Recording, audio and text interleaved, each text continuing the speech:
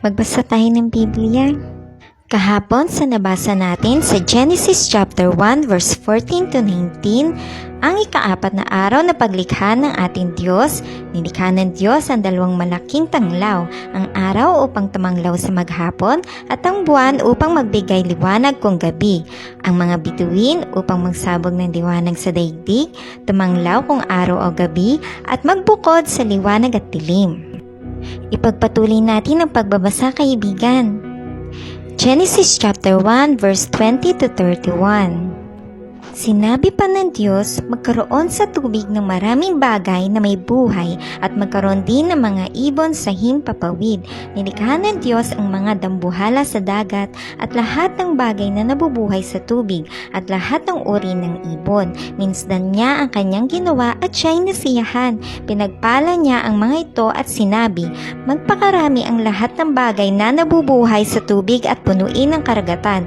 Magpakarami rin ang mga ibon at punuin ang daigdig. Dumaan ang gabi at sumapit ang umaga, iyon ang ikalimang araw. Sinabi ng Diyos, magkaroon ng lahat ng uri ng hayop sa lupa, maamo, mahihilap, malalaki at maliliit.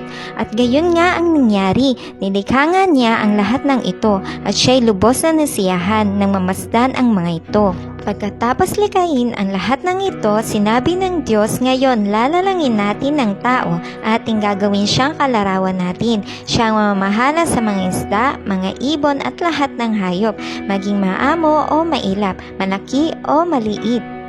Nilalangan ng Diyos ang tao ayon sa kanyang larawan. Lumalang siya ng isang lalaki at isang babae at sila'y pinagpala.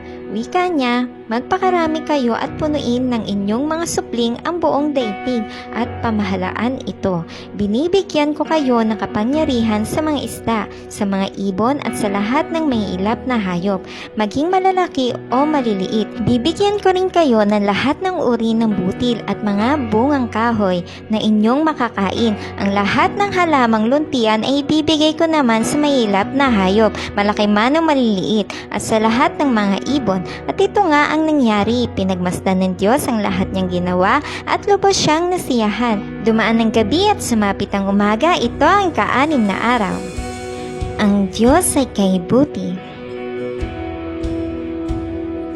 Sa mga nabasa natin na paglikha ng ating Diyos, makikita natin ang kabutihan ng Diyos sa ating lahat. Nilikha niya munang kay ganda ang ating daigdig at nilikha niya rin muna ang ating mga pangangailangan bago niya tayo nilikha upang pangalagaan ang mga ito at ginawa niya ang lahat ng may kasiyahan.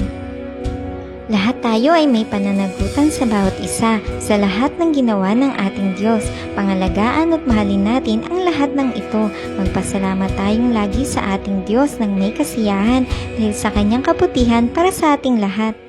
Keep the faith! Lagi tayong magbasa ng Biblia dahil itong source of energy natin sa araw-araw. Magpasa tayo ulit bukas, kaibigan. Jesus loves you. Ako rin.